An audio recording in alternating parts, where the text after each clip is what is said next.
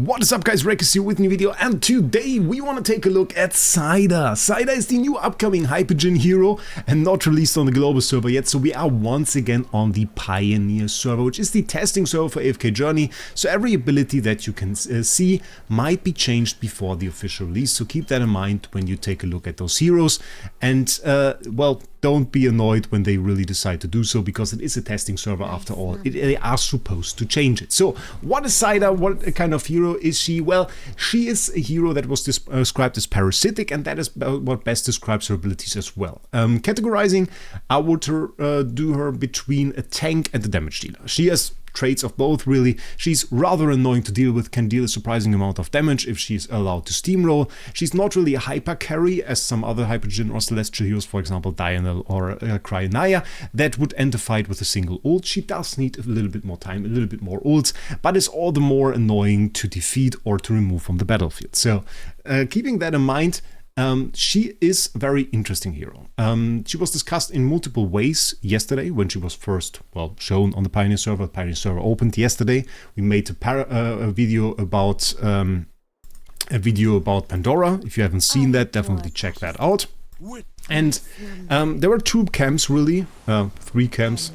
Camp number 1 thought that she was weak, camp number 2 thought that she was strong, and camp number 3 thought that she was ugly. There were really some people that didn't like her design. I kind of like her design. The lore says that she's kind of doesn't feel much, is more of a parasite with the need to survive, and I think the design fits that very well. So for me, the design works. I was on the side that said she's a little bit weak. I have gone around to liking her a bit more today, because there were some interesting fights, there were some interesting things that we've found out, and some things, even a little warning that I have to say. So definitely stay tuned for that, because there is a reason that might stop you from summoning her even when you like her. Or delay that at least. So, what does she do? Well, her main thing is the Drain Seed. A Drain Seed is something that she can place on the enemy with her ult and also with her Supreme Plus on 2 allies. On the enemy, it drains the energy of them every 2.5 seconds and deals 250% damage. That is very nice damage already. Through her Mythic Plus ability, she can reduce the time between effects by 0.5 seconds for every ultimate skill she does, and the maximum reduction is 1.5 seconds. So after 3 seconds, this is capped, and her Mythic Plus ability is activated, namely her plus 15, which I will show you in battle in a second. So this is the one part. The other part is that she can revive from a Drain Seed, which is very, very powerful. She can have up to 8 of those on the battlefield, so up to 8 potential revives, which means obviously we have a very strong synergy here with Athalia, because she can drag the fight out for a rather long time if she was allowed to steamroll before that for a longer amount of time. If we take a look at the trial stage, what you can see is this ally gets a shield from the beginning of the fight. This is through the Supreme Plus ability, and once she does her ult, this enemy will sadly instantly die. Otherwise we could have seen the Drain Seed in effect on the enemy, which we'll see in the later moment in the PvP fight, but the Drain Seed gets dropped to the ground where it will stay. The Drain Seed itself, interestingly enough, is not indestructible.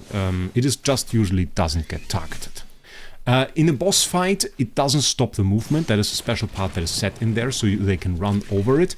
In a PvP match, this is not the case. They can't run over it. You can see after the third ult, this special animation appears that first thought was her ult animation, and thought, well, it was a little bit ugly for a Hypergen character, but no, this is like an intermediate animation, same as, for example, when the Belrun enters the Ific state, then there is an animation for that. The same is here for activating her Mythic Plus ability, for capping out the reduction on her Drain Seed damage, and then you get into this CC.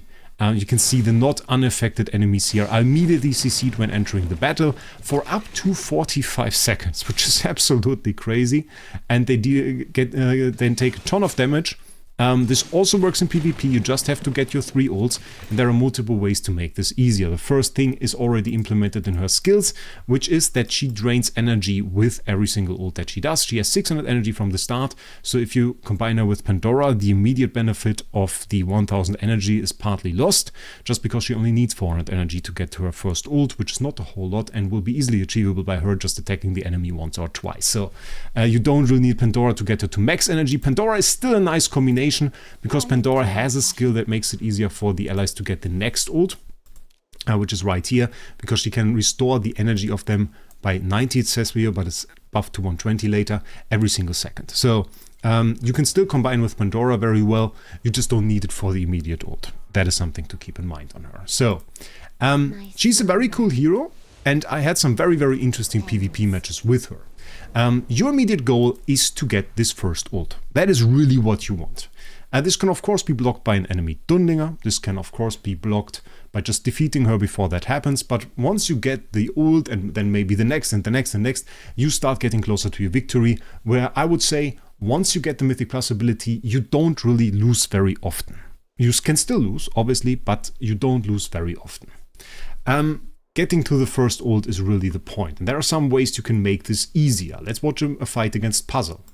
So here we have a fight against Puzzle, where I later noticed that he had the same artifact equipped that I had, which I thought was really, really cool, because I thought like I found some secret or something, because I never really used the Guardian spell, but I thought it's such a good artifact for this, because it grants you Guardian's Grace for a short period of time. Essentially, this Guardian's Grace makes it so that you take a whole lot less damage until you do your first ult. And in a situation where you fight Dunlinger against Dunlinger, really no ally can ult. So all of those have Guardian Grace for a pretty long time until the phase ends, and you really don't want to lose any heroes until it does. So having Guardian Grace is really good for a Dunlinger versus Dunlinger fight, and I noticed Puzzle had the same idea.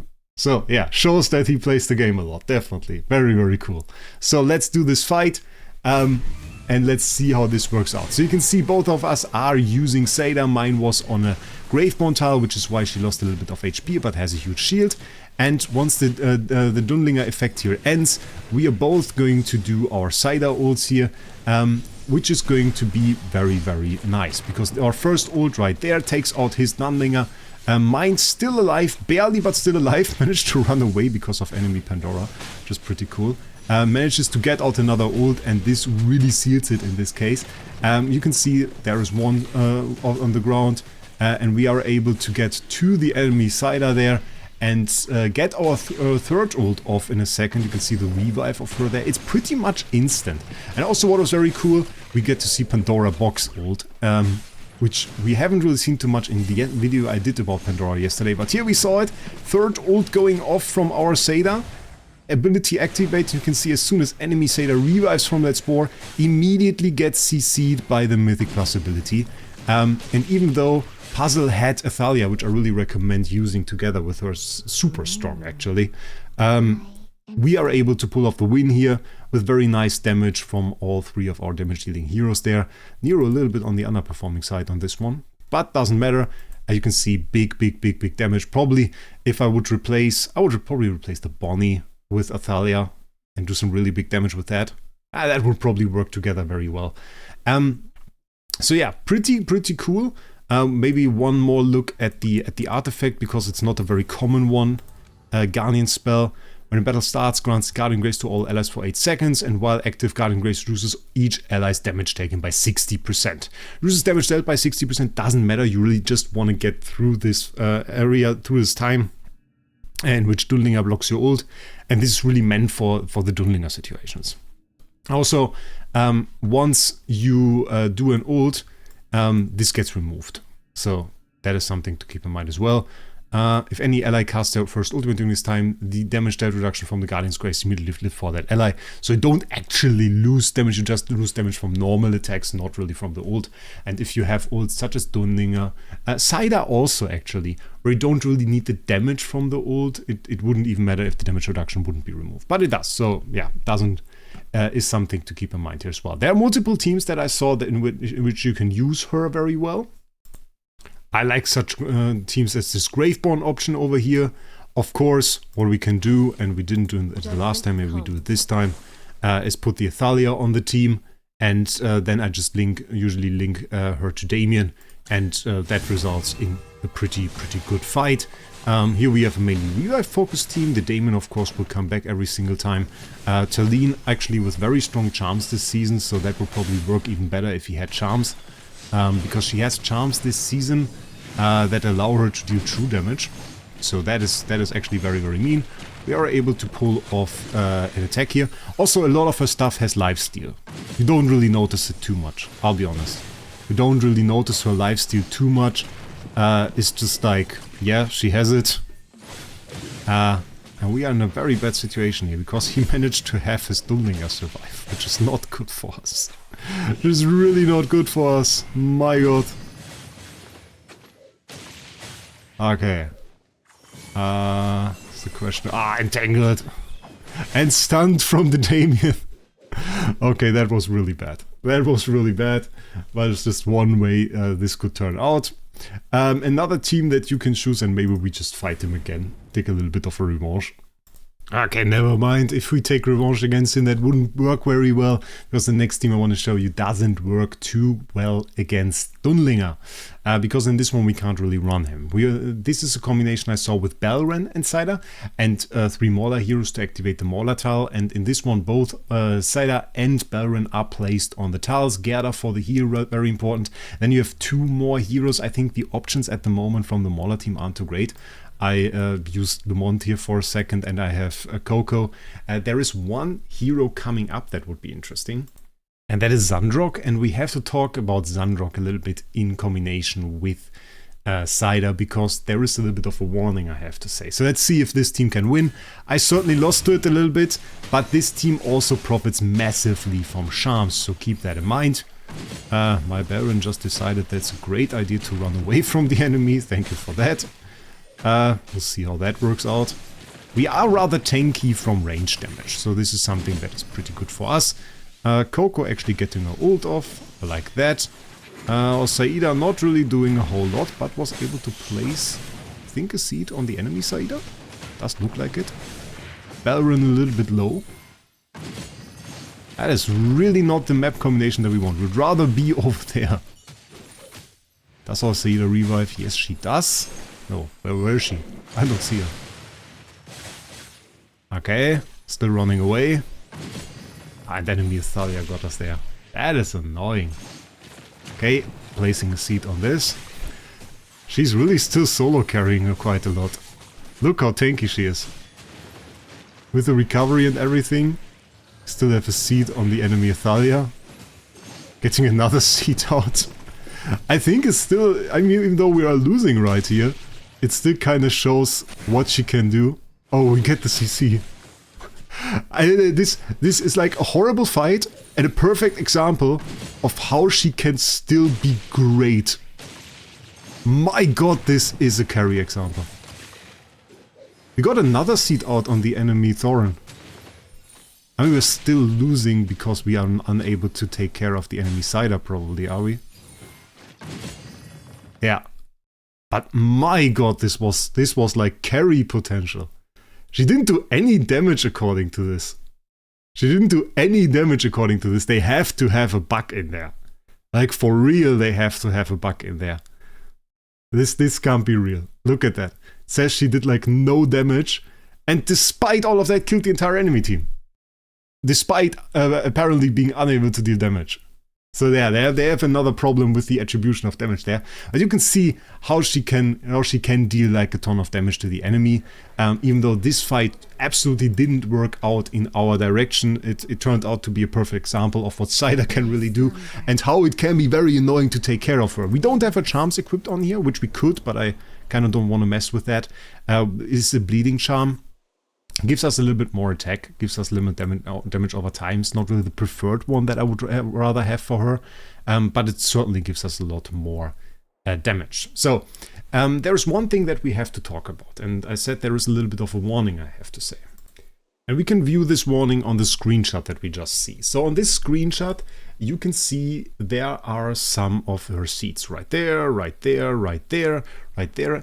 And somewhere in between there must have been enemies who got stuck behind those and apparently attacked them, because you can see the same HP bars we see, for example, on destructible terrain, such as Kulu's wall or especially Alsa's stones. So those seem to be the same, and while I've never seen those HP bars appear in PvP, there seems to be the situation where this is possible, that, well, they can be attacked and they are destructible terrain. They are not seemingly invincible, nor does it say so in any of her skills, which we all kind of thought. Now there is this hero coming up called Xandrok, and just out of fairness, because Xandrok will be revealed, as far as I know, severely later than all the other heroes, Xandrok is able, apparently, to destroy terrain. He's able to destroy terrain. We don't know if it is also the indestructible terrain, such as little walls on the maps, but he's able to destroy terrain, and he has multiple abilities doing so. And if that stays the same, I have the fear that this will extend to her seeds. If Xandrok is able to go into the fight and destroy her drain seeds, he's an immediate counter to all of her abilities, and he can just, with one of his abilities that he can cast quite a lot, I can tell you that, eliminate all of her seeds. This is not confirmed. It is just something that I deducted by those drain seeds having an HP bar in the same way as destructible terrain has, and the leaked skill set saying that Xandrok can destroy this terrain. So if that stays true, he's a huge problem for her. And I think it's kind of unfair to release a hero that is immediately countered 2 hero releases later. So I want to warn you guys. And personally, I will sacrifice and summon her for testing, obviously, on the global server. But I wouldn't recommend you wailing for it. If you want to have her at Supreme Plus or something and you are a whale, go ahead by any means. But if you decide, well, do I upgrade her to Paragon 4 or do I go with Dunlinger? Or do I go with Athalia? Then just wait until we know more about Xandrok and if this is really a combination, because this might make her a whole lot weaker. Especially imagine next season is Mauler heavy, then suddenly, well, we do have a big problem. And Xandrok seems like a hero that could see play in such teams like the one we did a second ago with the 3 Mauler heroes. I think he would be one of those because he can buff. So that is something that I wanted to show you. And then, of course, there's something very important to keep in mind, which is that you always get the cheapest dragon crystals on Loot Bar through the link down in the description. Just register today, go to the login top-up, get yourself dragon crystals for the cheapest prices that you've ever seen, and even cheaper with a discount coupon that you get for registering through the link in the description. So stay tuned for that. Yeah, lastly, aside from this Xandrok perspective, which based on a leaked skill set, so it's not very viable information, it's not very verifiable information, we should say. I mean, we can't really say, oh, please don't do this AFK journey. It is based on a leak, so yeah. But it is something that I want you guys to be aware of nonetheless, just out of fairness. I think she's a great hero. I like her. I like her skill set. I think she can do cool stuff. We have seen the fight where she did really cool stuff. And I've seen her in a lot of teams where she did very well. And I think there will also be some interesting combinations to go ahead with her. If she is on the same threat level as, I think, as a Balron or a Krynaya, we have to see. But she's good. So that is what I wanted to say about her. Next up will actually be a video about Mist Pang. Maybe second next up. There'll be a video in between. We'll see.